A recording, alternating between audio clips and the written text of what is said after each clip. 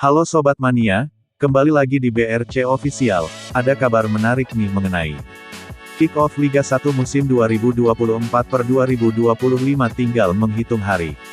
Pelatih PSM Makassar, Bernardo Tavares terus mengasah skuadnya, terutama di skema penyerangan, utamanya, ketika hendak memasuki kotak penalti lawan. Skuad PSM dibagi menjadi beberapa kelompok. Ada 4 yang bertugas bertahan dan 6 pemain menyerang. Bagi pemain menyerang, harus menjalankan skema diinginkan oleh Bernardo Tavares. Mereka harus menembus pemain bertahan dan mencetak gol. Penyelesaian akhir PSM Makassar saat ini memang menjadi masalah. Hal ini sangat terlihat ketika Laskar Pinisi tampil di Piala Presiden 2024. Namun, di sisi lain, pemain yang menjadi andalan, bersinar di Piala Presiden, sudah 2 hari tak terlihat dalam latihan. Dari informasi dihimpun, Abdul Rahman dipanggil perkuat Persatuan Sepak Bola Angkatan Darat PSAD.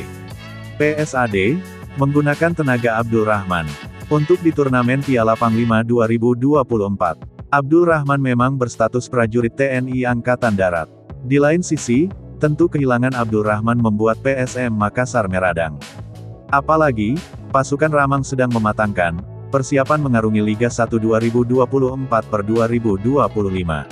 Abdul Rahman salah satu pemain potensial mengisi sayap penyerangan PSM Makassar. Hal ini sudah dibuktikan ketika berlaga di Piala Presiden 2024. Ia bermain 2 kali, sekali dari bangku cadangan dan sekali sebagai starter.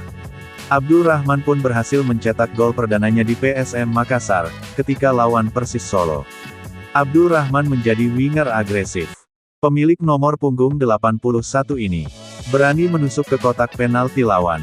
Sebanyak 3 tembakan dilepaskan, 2 tembakan tepat sasaran dan 1 gol berhasil dilesatkan.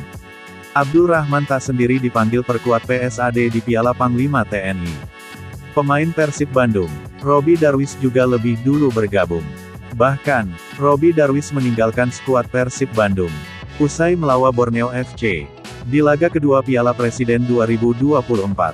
Nama Robby Darwis masuk ke dalam skuad TNI AD untuk menghadapi Piala Panglima 2024. Diketahui, Robby Darwis merupakan anggota TNI aktif setelah menjalani pendidikan pada tahun 2023 silam.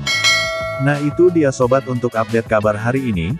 Bagaimana pendapat kalian sobat? Tulis pendapat kalian di kolom komentar ya sobat, dan jangan lupa like, komen dan subscribe.